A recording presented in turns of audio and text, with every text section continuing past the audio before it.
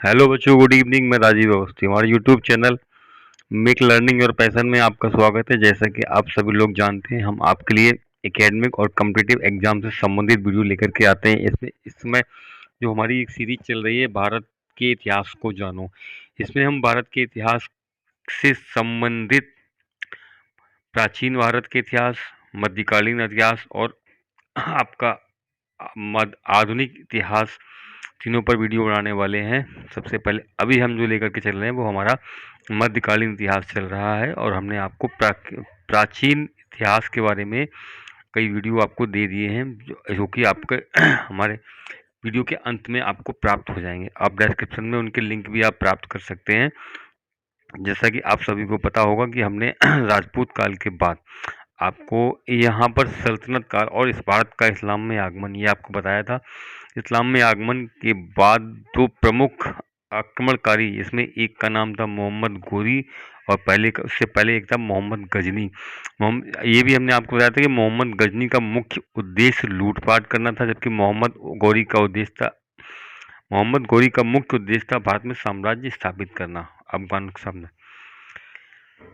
उसने जाते जाते अपने 1192 की जो लड़ाई हुई थी पृथ्वीराज चौहान के साथ, उसमें पृथ्वीराज चौहान को पराजित करने के बाद 1206 में उसकी मृत्यु हो गई थी, और उसने अपनी मृत्यु के बाद अपने एक गुलाम, अफगान तुर्क गुलाम कुतुबुद्दीन ऐबक को भारत का साम्राज्य सौंप दिया था। और आपको पता होगा कुतुबुद्दीन था गुलाम वंश का संस्थापक था। तो इससे पिछले वाले वीडियो में हमने आपको गुलाम वंश के बारे में बताया था।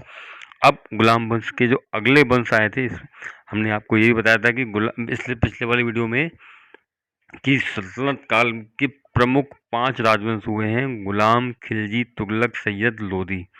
तो अब हम आपको यहाँ पे बताना चाहते हैं, इस वीडियो में हम आपको खिलजी वंश के बारे में बताएंगे। वीडियो अच्छा लगे चैनल को लाइक और सब्सक्राइब करना मत भूलिएगा। बहुत बहुत धन्यवाद। आप स्क्रीन पर देख रहे हैं सल्तनत का विस्तार, और यहाँ पर आपको इस पार्ट 3 में आपको खिलजी वंश के बारे में बताया जाएगा। तो सबसे पहले हम बताते हैं खिलजी वंश से पहले कौन सा वंश था? गुलाम वंश। गुलाम वंश का समय कितना था? 1206 से 1290 तक का। देखिए यहाँ पर आप देख रहे हैं 1290 और 1320, 1265 से और 1287, ये रहा आपका 1265 से और 1287 का जो समय था वो था बलवन का। और बलवन जो इसका गुलाम वंश का अंतिम प्रतापी शासक था, और उसके बाद उसके कमजोर उत्तराधिकारी थे और यह गुलाम वंश नष्ट हो गया। उसके बाद जो था अफगानों का शासन प्रारंभ हुआ, और इस अफगानों में आप देखते हैं जलालुद्दीन फिरोज खिलजी, ये अफगानिस्तान में एक खल्ज नामक स्थान था। खल्ज नामक स्थान से ये भारत आए थे। अफगानों की भाषा में गर्म प्रदेश को खल्ज कहते हैं, और यहाँ के जो निवासी थे ये खिलजी कहलाए। अब हम यहाँ पर चर्चा करते हैं खिलजी वंश में सबसे प्रथम जो शासक था उसका नाम था जलालुद्दीन फिरोज खिलजी, और इसका समय बहुत कम था, 1290 से 1296, यानी कि मात्र 6 वर्ष तक इसका शासन था। लेकिन यह महत्वपूर्ण इसलिए है कि इसने गुलाम खिलजी वंश की नींव डाली थी। इस वंश का प्रताप भी शासक था अलाउद्दीन खिलजी, और अलाउद्दीन खिलजी के बारे में आपको बहुत सारी कहानियाँ भी आपने पढ़ी होंगी, जैसे कि आपका चित्तौड़ की रानी मेवाड़ का रतन सिंह की, और राखी की मर्यादा एक पार्ट आता था, उसमें आपको पता होगा। और इसने क्या किया था? इसने राज्य व्यवस्था में आमूल-चूल परिवर्तन किए थे। सबसे पहले हम इसके बारे में जानने की कोशिश करते हैं। सबसे पहले हम पढ़ते हैं जलालुद्दीन फिरोज खिलजी के बारे में। देखिए फिरोज खिलजी क्या था? फिरोज खिलजी फिरोज खिलजी जलालुद्दीन फिरोज खिलजी ने दिल्ली में खिलजी वंश की स्थापना की। वह एक उदार एवं सहिष्णु शासक था। उसने दंड के नियमों को मानवीय बनाने पर जोर दिया तथा विद्रोही तुर्क सरदारों को संतुष्ट करने की नीति अपनाई। सुल्तान का जो भतीजा था इसका नाम था अलाउद्दीन खिलजी, जो कड़ा यानी कौसाम्बी, इसमें वर्तमान में जो उत्तर प्रदेश में कौसाम्बी नाम से जाना जाता है, एवं अवध का इक्तेदार था। इक्तेदार का मतलब आपको बताया गया था कि साम्राज्य को प्रांतों में विभाजित किया गया था, इनको एकता कहते थे, और इसके जो अधिकारी होते थे उनको इक्तेदार कहा जाता था। तो यह इक्तेदार तथा रक्षा मंत्री भी था। देवगिरी पर आक्रमण करने के लिए स्वयं निकला, और वहां उससे विजय के साथ साथ अपार धन मिला। देखिए हम यहाँ पर आपको बता दें मलिक कफूर का देवगिरी विजय में बहुत बड़ा योगदान रहा है, और यह अलाउद्दीन का खिलजी का बहुत बड़ा विश्वास पात्र था, सरदार था यह। इसको ही बाद में अलाउद्दीन ने अपना सेनापति बनाया था। अपने भतीजे अलाउद्दीन खिलजी की इस अभियान की सफलता के कारण उसे मिलने वह कड़ा कौसाम्बी गया और की ओर चल पड़ा, और मुल्तान सुल्तान कड़ा में ही अलाउद्दीन खिलजी ने अपने चाचा यानी जलालुद्दीन फिरोज खिलजी की हत्या कर दी। अब उसके भतीजे द्वारा हत्या कर दी गई। जलालुद्दीन की मृत्यु के बाद अलाउद्दीन खिलजी ने सिंहासन प्राप्त किया। अब हम पढ़ते हैं अलाउद्दीन खिलजी, इसका मात्र 6 वर्ष का शासन रहा था।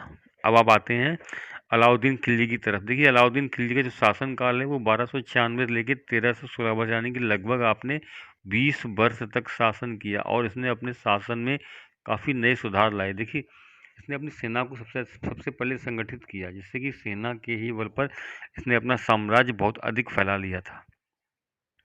अलाउद्दीन खिलजी 1296 ईस्वी में दिल्ली के तख्त पर बैठा। यह महान विजेता, कुशल शासक और चतुर राजनीतिज्ञ भी था। उसके सुल्तान बनते समय दिल्ली सल्तनत में अव्यवस्था का बोलबाला था। उलेमाओं का दखल शासन में बहुत बढ़ गया था। अमीर तथा सरदार विद्रोह कर रहे थे। मंगोल आक्रमणकारी, मंगोल शब्द के बारे में आपको बताया गया। मंगोल शब्द जो इसका फारसी का जो विकृत शब्द है उसे मुगल कहते हैं, यानी कि लोधी वंश के बाद जो मुगल साम्राज्य आया था ये मंगोलिया ही थे। इनमें से इनका कुछ अंश मंगोल शासन से भी संबंधित था। देखिए मंगोल आक्रमणकारी लगातार हमले कर रहे थे। इन परिस्थितियों का सामना उसने बड़े धैर्य तथा सुनियोजित योजना बनाकर किया। देखिए मंगोल का शासन, मंगोलों के आक्रमण गुलाम बलबन के समय में भी हुए थे, लेकिन बलबन ने उनके आक्रमण को रोकने के लिए किलों का निर्माण कराया था और उनके जो रास्ते में पुराने किले वगैरह थे मरम्मत करके वहाँ पे चौकी बनाई थी और अपने विश्वासपात्र सैनिकों को वहाँ पर बैठाला गया था, जिससे कि उनके आक्रमणों से रक्षा हो सके। सबसे पहले उसने जलालुद्दीन खिलजी की उदार एवं सहिष्णु नीति का त्याग कर कठोर नियमों का पालन किया। इन कठोर नियमों तथा सुनियोजित योजनाओं के बल पर वह विशाल साम्राज्य स्थापित करने में सफल रहा। देखिए प्रशासन में राज और धर्म का अलगाव, जैसा कि यहाँ पर पहले भी आपको बताया गया कि उसने धर्म, उलेमा जो होते हैं इस्लाम धर्म में धार्मिक गुरुओं को कहा जाता है, उसने कहा शासन में उलेमाओं का हस्तक्षेप कम से कम हो। यह अलाउद्दीन खिलजी की एक नीति रही थी। अलाउद्दीन को शासन के मामले में धर्म गुरुओं का यानी उलेमाओं का दखल पसंद नहीं था, इसलिए वह शासन संबंधी नियम बनाने और उन्हें लागू करने में उनकी बातों को नहीं मानता था। सैनिक सुधार, देखिए अलाउद्दीन खिलजी की विजयों का श्रेय उसकी सुसंगठित सेना को था। अलाउद्दीन ने एक विशाल स्थायी सेना का संगठन किया। उसकी सेना में 4,75,000 सैनिक थे। सैनिकों की नियुक्ति उनकी घुड़सवारी, शस्त्र चलाने की योग्यताओं के आधार पर की जाती थी। सैनिकों के हुलिये का पूरा विवरण रखा जाता था। यहाँ पर आप चित्र में देख रहे हैं जो मानचित्र है, मानचित्र में आप देख रहे हैं पूरा उत्तर भारत अलाउद्दीन खिलजी के अधीन था और दक्षिण में, जैसा कि आप देख रहे हैं, दक्षिण में जो आप इधर देखा आपने, ये नीचे का जो भाग है जो पीला पीला बना हुआ है, जैसे आप देवगिरी, बंगाल, बंसल, ये वारंगल और इस तरह के जो आपके हाँ ये तंजौर और ये पांड्य, ये कुछ सब पढ़ने में हल्का लग रहा है। ये दक्षिण के भारत है। देखिए दक्षिण में उसने क्या किया, यहाँ पर दक्षिण भारत के राजाओं को सिर्फ अधीनता स्वीकार करवाई थी और उत्तर पर पूरा नियंत्रण रखा। देखिए एक प्रश्न यहाँ पर गुप्त साम्राज्य, जो कि हमने पिछले वीडियो में बताया था आपको, गुप्त साम्राज्य में भी यही बात आई थी। जो हमारे एक शासक थे जिनका नाम नेपोलियन कहा गया था भारत का, समुद्रगुप्त। समुद्रगुप्त ने क्या किया था कि जो दक्षिण के राजा थे उन पर सिर्फ उनको अधीनता स्वीकार करके छोड़ दिया था, क्योंकि उनको पता था कि उत्तर से दक्षिण राज्यों पर नियंत्रण करना कठिन था। उन्होंने अपनी राजधानी उत्तर भारत में ही रखी, लेकिन दक्षिण के राज्यों पे सिर्फ उनको अधीनता स्वीकार करा के छोड़ दिया ताकि उनसे सिर्फ कर और उपहार प्राप्त किए जा सके, क्योंकि उसको पता, यही नीति अलाउद्दीन खिलजी ने भी अपनाई थी। उसने सिर्फ दक्षिण के राज्यों को अधीनता स्वीकार करने के बाद छोड़ दिया और उनसे सिर्फ कर और उपहार लिया करता था। चलिए अब हम बात हैं अपने टॉपिक की तरफ। सैनिकों का विवरण रखा जाता था। सैनिकों को नकद वेतन देने की प्रणाली अपनाई गई और घोड़ों पर दाग लगाने की व्यवस्था प्रारंभ की गई, जिससे घोड़ों की पहचान हो सके। अपने विस्तृत साम्राज्य की सुरक्षा के लिए उसने अनेक नए किलों का निर्माण कराया तथा पुराने किलों की मरम्मत कराई। इन किलों को रसद आपूर्ति की भी पूरी व्यवस्था की गई। अब बात आती है राज्य विस्तार। सुल्तान बनने के बाद अलाउद्दीन ने अपने साम्राज्य का विस्तार करना चाहा। इस उद्देश्य को पूरा करने के लिए उसने गुजरात, रणथंभौर, चित्तौड़, उज्जैन, मांडू, धार, चंदेरी के राजपूत राजाओं को हराकर उनके राज्यों पर अधिकार कर लिया। अब देखते हैं, यहाँ पर आगे चलते हैं। अलाउद्दीन के सेनापति मलिक कफूर, जैसे हमने इसका पहले भी नाम आपको बताया था, ने दक्षिण भारत के देवगिरी, तेलंगाना में वारंगल और होयसल राज्यों पर विजय प्राप्त की और उन्हें सुल्तान की अधीनता स्वीकार करने के लिए विवश किया। इन शासकों को इस शर्त पर अपने राज्य में शासन करने दिया गया कि वे सुल्तान को कर देते रहेंगे तथा उसकी अधीनता स्वीकार करेंगे। देखिए, दक्षिण के हैं ये आप, देवगिरी, वारंगल, होयसल, ये जो राज्य थे उसने केवल अधीनता स्वीकार करके दी। देखिए, यहाँ पर एक फिर प्रश्न दिया गया है, अलाउद्दीन ने दक्षिण के राज्यों को अपने राज्य में क्यों नहीं मिलाया। इसका सबसे बड़ा उत्तर यही था कि देखिए, उत्तर से दक्षिण राज्यों पर नियंत्रण करना बहुत कठिन था। तो इस नीति को समझ करके उसने इन राज्यों को सिर्फ अधीनता स्वीकार करके छोड़ दिया। इस तरह की नीति गुप्त शासक के साम्राज्य के किस शासक ने अपनाई थी, तो मैंने आपको बताया था समुद्रगुप्त ने भी यही नीति अपनाई थी। समुद्रगुप्त को भारत का नेपोलियन कहा जाता है। अगला है अमीरों तथा सरदारों पर नियंत्रण।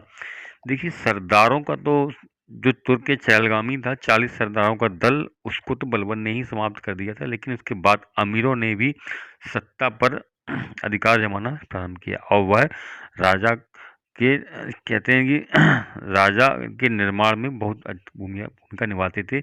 उनके पसंद के ही व्यक्ति को राजा बनाया जाता था। अलाउद्दीन का मानना था कि दावतों तथा उत्सवों में मिलने से अमीरों तथा सरदारों में निकटता तथा आत्मीयता बढ़ती है, जिससे सुल्तान के प्रति षड्यंत्र एवं विद्रोह करने का अवसर मिलता है। अतः विदेश विद्रोहों को रोकने के लिए अलाउद्दीन खिलजी ने दरबार के अमीरों तथा सरदारों पर कठोर प्रतिबंध लगाए। इनके इलाकों पर राज्य द्वारा अधिकार कर लिया गया। अमीरों की दावतों, मदिरापान एवं गोष्ठियों पर भी नियंत्रण लागू किया गया।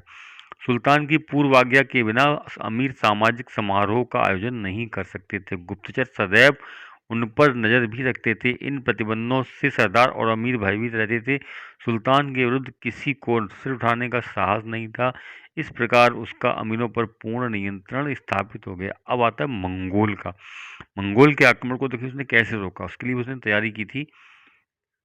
मंगोल भारत की उत्तर पश्चिम सीमा पर मंगोलों के आक्रमण होते रहते थे। अलाउद्दीन के समय में भी मंगोलों ने कई बार आक्रमण किए। मंगोलों के आक्रमणों में से सुरक्षा के लिए अलाउद्दीन ने बलवन की भांति पुराने किलों की मरम्मत कराई और नए किलों का निर्माण करवाया। इन किलों में उसने योग्य एवं कुशल सेना रखी। यह सेना मंगोलों के आक्रमण को रोकती थी। अब आती है कृषि नीति थी। कृषि नीति में क्या होता है, अधिकतर कृषि नीति में 1/6 भाग उपज का 1/6 भाग कर के रूप में लिया जाता था। यहाँ पर देखिए खराज।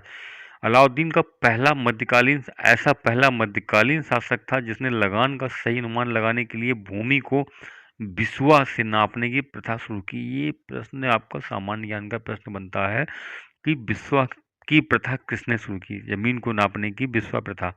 तो ये अलाउद्दीन खिलजी को श्रेय जाता है। खराज, खराज जो शब्द है इसको लगान कहते हैं। लगान पैसों में नहीं बल्कि अनाज के रूप में वसूल किया जाने लगा ताकि नगरों को पर्याप्त मात्रा में खाद्यान्न पहुंचाया जा सके। बाजार नियंत्रण, देखिए क्या है, बाजार नियंत्रण सबसे बड़ी नीति थी अलाउद्दीन खिलजी की। आपको पता होगा कि जीतल जीतल टका और जीतल चांदी का सिक्का होता है, टका कहते थे, जीतल कहते थे तांबे के सिक्के को। यह किसने चलाए थे, इल्तुतमिश ने चलाए थे यह सिक्के। लेकिन इसने अपनी बाजार नीति को किस तरह से कंट्रोल किया देखते हैं हम। अलाउद्दीन को मंगोल आक्रमणों से राज्य की सुरक्षा तथा सल्तनत विस्तार की एक बड़ी सेना की रखना जरूरी था। इन सैनिकों को उनकी जरूरतों के अनुसार वेतन देने में खजाना खाली हो जाता था। अतः उसने कम वेतन में सैनिकों का खर्च चलाने के लिए बाजार नियंत्रण लागू किया। उसने दैनिक आवश्यकताओं की वस्तुओं के मूल्य निश्चित कर दिए। सबसे बड़ा काम उसका यही था। उसने जो वस्तुओं के मूल्य शासन के द्वारा निर्धारित किए, ये उसकी पहली नीति थी, जिससे निश्चित वेतन पाने वाले सैनिक भी अपना निर्वाह कर सकें। बाजार व्यवस्था की सफलता के लिए कुशल एवं ईमानदार कर्मचारी नियुक्त किए, जिनका प्रमुख सहना सहना एक पद होता था, इसका अधीक्षक बाजार नियंत्रक को बोलते हैं, सहना कहलाता था, जो व्यापारियों पर नियंत्रण रखता था। दुकानदारों को बाजार के नियमों का पालन करना पड़ता था और यदि कोई दुकानदार वस्तुओं की कीमत अधिक लेता या माप तौल में कम देता था तो उसे कठोर दंड दिया जाता था। बाजार के भाव और सामानों पर निगरानी करने के लिए गुप्तचर व्यवस्था को दुरुस्त किया गया। सुल्तान को प्रतिदिन बाजार की पूर्ण सूचना प्राप्त होती थी। कभी कभी सुल्तान स्वयं भी वस्तुओं और उनके मूल्यों की जांच करता था। इस व्यवस्था का परिणाम यह हुआ कि दुकानदार वस्तुओं का अधिक मूल्य लेने का साहस नहीं कर पाते थे। कुशल बाजार नियंत्रण के लिए सरकारी गोदाम भी स्थापित किए गए। अकाल पड़ने के समय गोदामों से खाद्यान्न की आपूर्ति की जाती थी। पहला शासक था जिसने सार्वजनिक वितरण प्रणाली की शुरुआत की। तो याद रखिए, आपका एक प्रश्न ये भी बनता है, सार्वजनिक वितरण प्रणाली की शुरुआत किसने की? तो इसका उत्तर होगा अलाउद्दीन खिलजी। अगला है, वर्तमान में मूल्य नियंत्रण एवं बाजार प्रबंध के लिए क्या व्यवस्था है?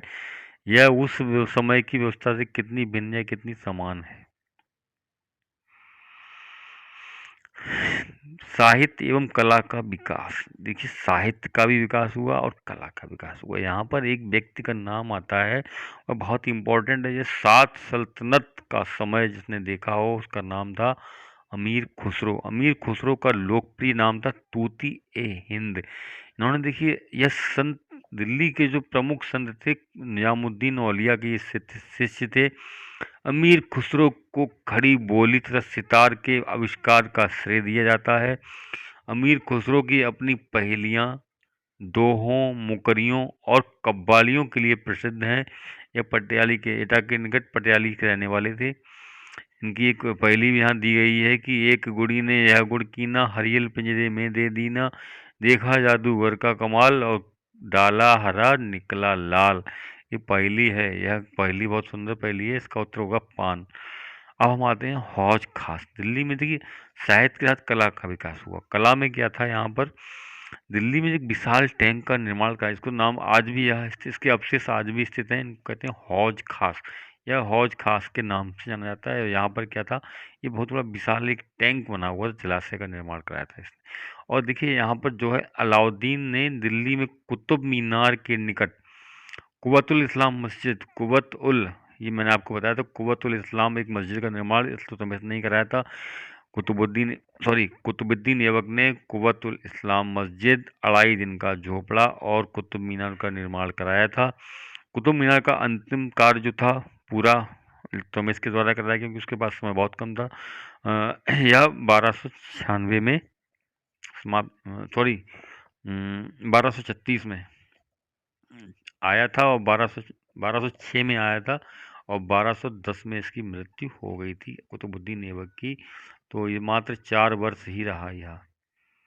अब हम चर्चा करते हैं अलाई दरवाज़ा की। ये अलाई दरवाज़ा क्या है? उस कुव्वतुल इस्लाम मस्जिद के एक द्वार के रूप में बनवाया गया था। ये निर्माण अलाउद्दीन खिलजी के द्वारा ही कराया गया था। अब देखिए, यहाँ पर हम देखते हैं खिलजी वंश के कितने शासक हुए, उनके बारे में थोड़ी चर्चा कर लेते हैं।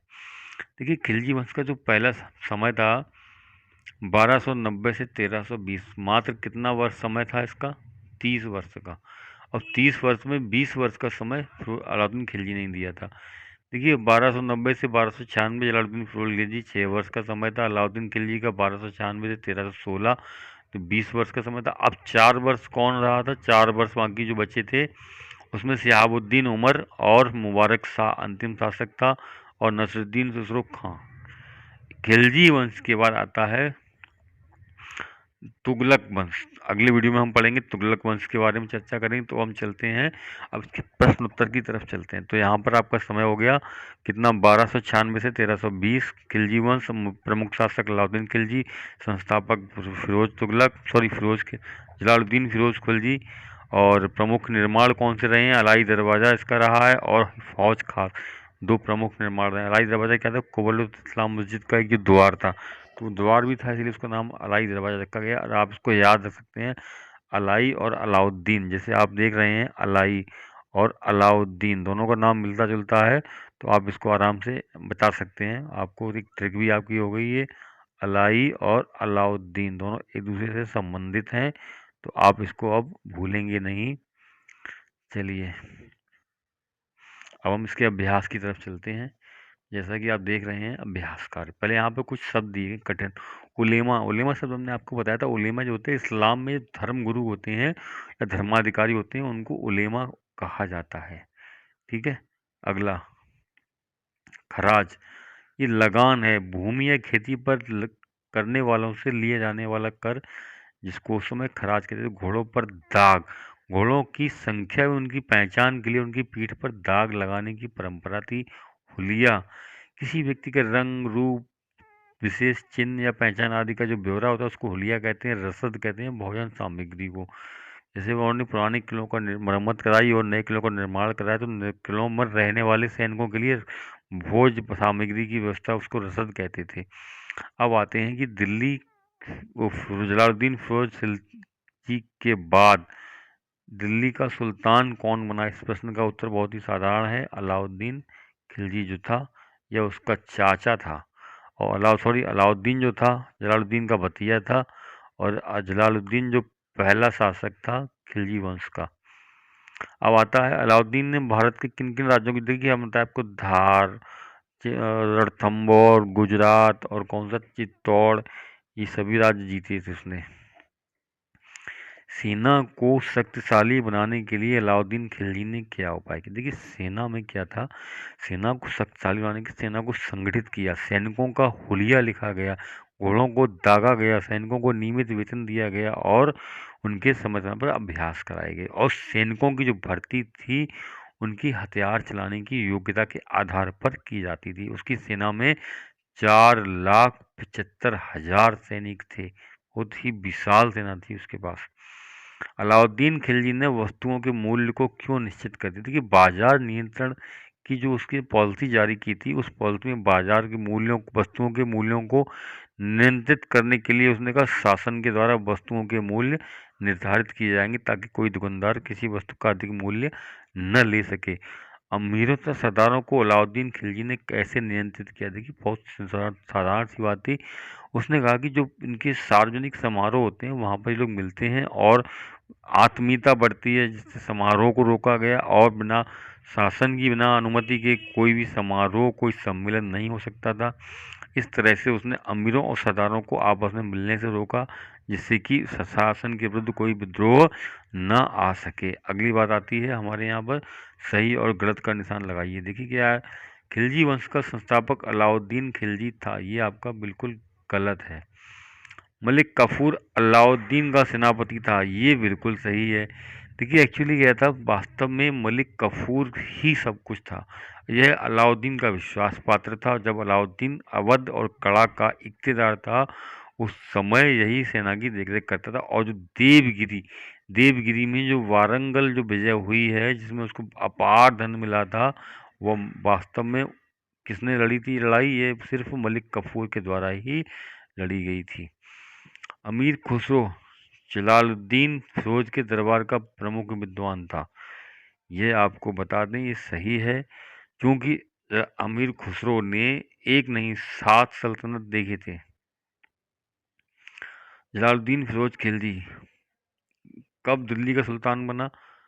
1296 में, 90 में, 1290 में सुल्तान बना और 96 में गुजर गया था। अब आते हैं मलिक काफूर ने कौन से 3 राज्यों पर विजय प्राप्त की? देखिए मलिक काफूर ने आपको बताया था हमने, देवगिरी, वारंगल और होयसल। देवगिरी ये दक्षिण के राज थे, देवगिरी, वारंगल और होयसल, ये नाम जो थे ये दक्षिण के राज्य थे, लेकिन इनको छोड़ दिया गया था केवल इनसे अधीनता स्वीकार करने के बाद। अलाई दरवाज़ा का निर्माण अभी आपको बताया था अलाउद्दीन ने ही कराया, अलाई दरवाज़ा का निर्माण। और अगला जो प्रश्न था, अलाउद्दीन खिलजी ने कब से कब तक शासन किया? देखिए अलाउद्दीन खिलजी ने कब से कब तक शासन किया था? 1296 से लेकर के 1316 तक, 1296 से 1316 तक, यानी कि 20 वर्ष तक शासन किया था। अब यहाँ पर दिया गया प्रोजेक्ट वर्क।